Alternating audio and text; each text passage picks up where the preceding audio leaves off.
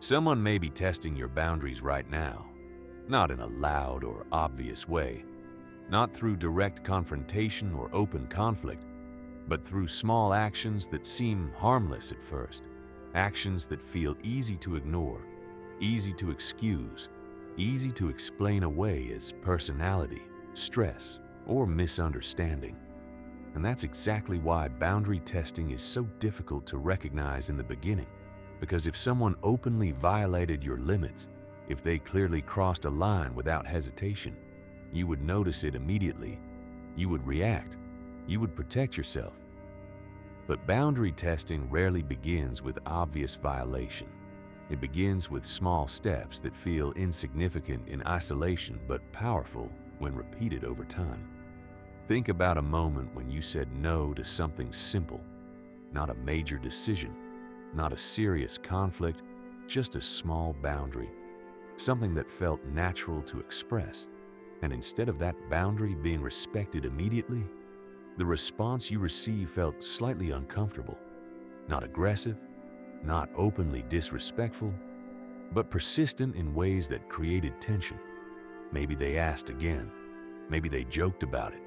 Maybe they acted confused about why you said no. And in that moment, you felt something subtle, hesitation. Not because your boundary was wrong, but because their reaction created uncertainty. And that uncertainty is often where boundary testing begins. Because testing boundaries doesn't always mean crossing them immediately. Sometimes it means observing how you react, how firm you are, how consistent you remain, how willing you are to repeat your limits when pressure appears. And at first, these moments don't feel dangerous. They feel small, unimportant, easy to overlook. You tell yourself it's not a big deal, that maybe you misunderstood, that maybe they didn't realize what they were doing. And those explanations feel reasonable in the beginning. But repeated small violations create patterns that become harder to ignore over time. Because boundaries are not just about rules. They are about protection. Protection of your time, your energy, your emotions, your space. And when those protections begin weakening, even slightly, your sense of stability begins changing in ways that feel subtle but meaningful. You may begin noticing that saying no feels more difficult than before. Not because you changed, but because reactions to your boundaries feel uncomfortable. You begin preparing explanations before expressing limits, thinking about how to phrase your words carefully, wondering how your decision will be received. And that preparation creates hesitation, not because boundaries are wrong, but because reactions feel unpredictable. And unpredictability creates pressure, not loud pressure, not visible pressure, but emotional pressure that makes your decisions feel heavier than they should. And slowly your boundaries begin feeling less natural to express, not because they disappeared, but because maintaining them requires more effort than before. And effort creates fatigue. You begin choosing convenience over clarity, silence over discomfort, agreement over resistance. Not because those choices feel right, but because tension feels exhausting. And that exhaustion becomes one of the earliest signals that boundaries are being tested. Because healthy boundaries create clarity. They create respect. They create predictability. But when boundaries are repeatedly tested, clarity becomes uncertain, respect becomes inconsistent, predictability becomes unstable, and instability creates emotional discomfort that builds slowly over time. You begin noticing small shifts in how you respond to requests. You hesitate before answering. You delay responses. You soften your refusal. You add explanations where simple answers once felt enough. And that shift may feel polite at first, responsible, considerate, but over time it becomes something heavier. because every extra explanation weakens the strength of your original boundary, not immediately, but gradually. And this gradual weakening is what makes boundary testing so effective, not because someone forces you to change, but because repeated pressure makes resistance feel uncomfortable. And once resistance feels uncomfortable, compliance feels easier, not correct, not empowering, but easier. And ease becomes the reason boundaries begin fading, not because you stop caring, but because maintaining them feels emotionally draining. And this is where many people begin doubting their own limits, wondering if they are too strict, too sensitive, too protective. And that doubt creates vulnerability, because when you begin questioning your own boundaries, consistency becomes difficult to maintain. You hesitate, you reconsider, you adjust, not because your boundaries were wrong, but because reactions made them feel inconvenient. And once inconvenience becomes the focus, protection becomes secondary. You begin prioritizing harmony over clarity, comfort over honesty, peace over protection. And slowly your boundaries begin shrinking, not visibly, not dramatically, but quietly, gradually, in ways that feel harmless at first but become powerful over time. So before we move into the specific signs that reveal when someone is testing your boundaries, there's something important to understand. Boundary testing rarely begins with disrespect. It begins with repetition, with small actions that measure your reaction, your consistency, and your willingness to defend what matters to you. And once repetition begins, patterns begin forming. And once patterns form, awareness becomes necessary, because the moment you begin noticing repeated pressure, repeated hesitation, repeated discomfort around your limits, that's often the moment boundary testing has already begun. And this is where the signs begin to appear more clearly, not all at once, not in ways that feel dramatic, but in repeated behaviors that slowly reveal intention. Patterns that show how someone reacts when limits are placed in front of them. The first sign often begins with something very small. They ignore small limits first, not the big ones, not the obvious ones. The small ones that feel easy to dismiss. You mention something simple, something that matters to you but doesn't feel serious enough to defend strongly, like needing time alone, like wanting space to finish something, like preferring not to discuss certain topics, and instead of respecting that immediately, they continue anyway. Not aggressively, not openly, but casually, as if they didn't fully hear you, as if your words didn't carry weight. They interrupt when you ask not to be interrupted. They bring up topics you said made you uncomfortable. They repeat small behaviors that you quietly ask them to stop. And at first it feels harmless. It feels forgettable. You tell yourself it's not worth making an issue out of something so small. But small limits are often the first ones tested because they reveal how consistent you are with protecting yourself. And if those small limits are ignored without consequence, the next boundary becomes easier to test. Another sign begins appearing when pressure continues, even after you clearly say no. Not immediately aggressive pressure, but repeated attempts. You say no once, they ask again. You repeat your decision. They suggest alternatives. You hold your position. They reframe the request. And what once felt like a simple answer slowly turns into negotiation. Not because you offered negotiation, but because persistence creates emotional discomfort. You begin feeling tension not from your decision, but from the repeated pressure surrounding it.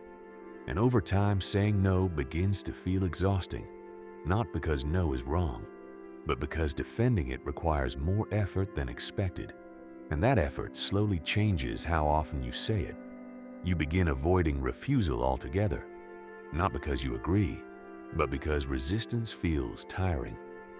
Another sign becomes visible when they act confused about your boundaries, even when you explain them clearly. Not confused once, but repeatedly. You explain something important, a limit, a preference, a personal line that matters to you, and their response feels unclear. They ask questions that suggest they didn't fully understand, even when your words were direct, even when your explanation was simple. They say things like they didn't realize, that they forgot, that they misunderstood. And sometimes that confusion feels believable. But when confusion repeats after clarity, something deeper may be happening. Because repeated confusion weakens consistency. It forces you to explain yourself again, and again, and again. And over time, repeated explanation becomes exhausting. Not because your boundary is complicated, but because maintaining clarity requires effort that shouldn't be necessary. Another sign begins to appear when guilt becomes part of your decision-making. Not obvious guilt, not accusations, but emotional responses that make you feel responsible for disappointing someone. You say no, they sigh. You set a boundary, they withdraw emotionally. You choose your own needs, they become distant. And suddenly your decision feels heavier than it should, not because it was wrong, but because their reaction created emotional discomfort. And guilt becomes something you carry even when your boundary was reasonable. You begin questioning whether your needs are too strict, too inconvenient, too demanding. And slowly, guilt becomes a tool that weakens your willingness to maintain limits. Another sign appears when reactions to your boundaries feel unpredictable. Sometimes they respect your limits. Other times they challenge them. Sometimes they respond calmly. Other times they react emotionally. And this inconsistency creates uncertainty because you never fully know how your boundary will be received. You hesitate before expressing it. You calculate timing. You measure tone.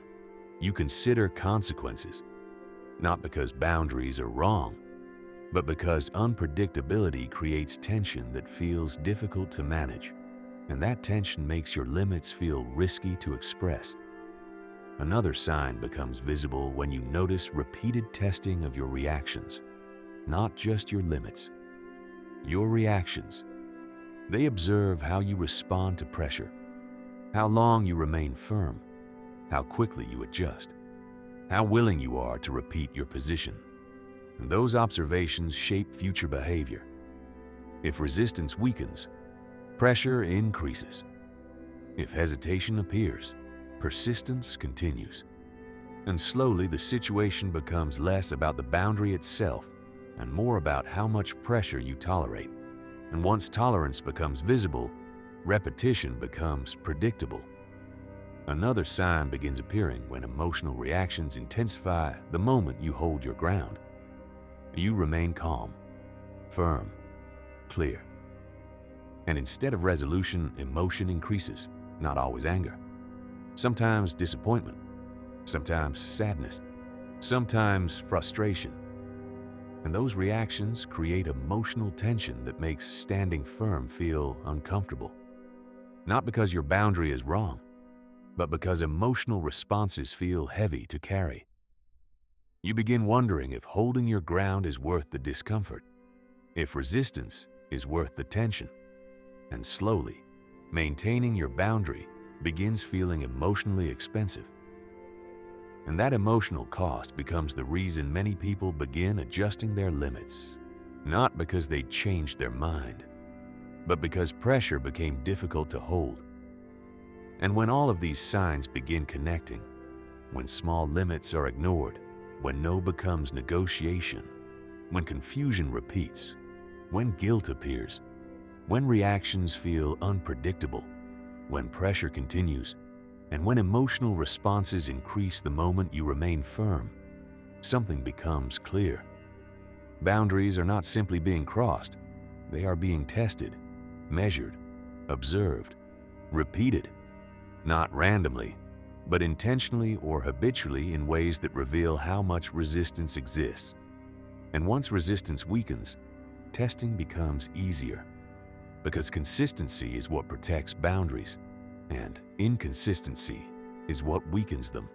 And when patterns become visible, when repeated pressure becomes noticeable, when hesitation becomes familiar, awareness begins forming in ways that cannot be ignored. Not dramatic awareness, not loud realization, but quiet understanding that something about these interactions feels heavier than it should. And that awareness becomes the beginning of protection. Because once patterns are seen clearly, responses begin changing naturally, not through force, but through clarity. And clarity becomes the first step towards strengthening boundaries that once felt uncertain. And this is where awareness begins to change the way you see those situations. Not suddenly, not in a dramatic realization, but in small moments of clarity that appear quietly, almost unexpectedly. Because once you begin noticing patterns of boundary testing, even slightly, the way you interpret behavior begins to shift. You begin remembering moments that once felt small, but now feel meaningful. Moments where you hesitated before repeating your limit. Moments where you softened your response to avoid tension. Moments where you agreed to something you didn't truly want, not because you changed your mind, but because the pressure surrounding your decision felt heavier than expected. And slowly those memories begin connecting, not randomly, but in patterns that reveal how often your limits were questioned instead of respected. Because boundary testing rarely feels obvious while it's happening. It feels subtle. It feels manageable. It feels temporary. But repetition changes everything. Repeated pressure changes perception. Repeated discomfort changes confidence. Repeated hesitation changes behavior. And once repetition becomes visible, something inside you begins shifting.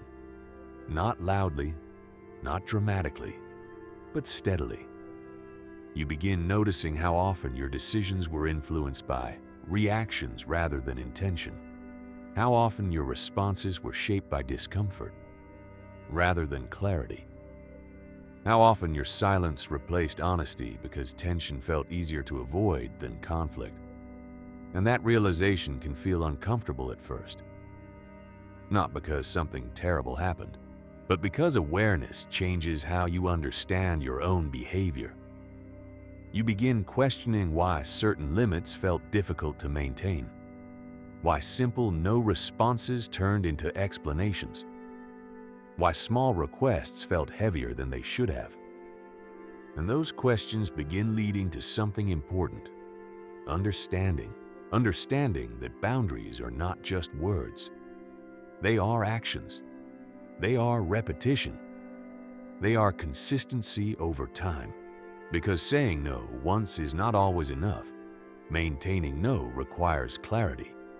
Maintaining no requires repetition. Maintaining no requires confidence that your limit matters even when someone else reacts emotionally. And this is where many people feel something unexpected: fear of tension. Not fear of conflict, but fear of discomfort. Because tension feels emotionally heavy. Silence feels uncomfortable. Reactions feel unpredictable. And that unpredictability makes boundaries feel risky to express. But here's the truth that changes everything. Discomfort doesn't always mean danger. Sometimes discomfort means resistance. Sometimes discomfort means pressure being tested. Sometimes discomfort means your boundary is being challenged in ways that reveal how strong it truly is. And once you understand that discomfort is part of protection, not a sign of weakness, your relationship with tension begins changing. You begin seeing tension not as something to avoid, but as something to observe. You begin noticing reactions without immediately adjusting your response. You begin allowing discomfort to exist without rushing to fix it. And that shift creates something powerful: emotional stability. Not because reactions disappear, Not because pressure stops instantly, but because your response becomes clearer, more consistent, more intentional. You begin pausing before explaining yourself, not defensively, but thoughtfully. You begin responding without over-justifying your decisions, not aggressively, but calmly.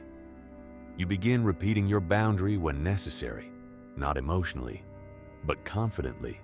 And repetition becomes one of the strongest tools for protecting limits.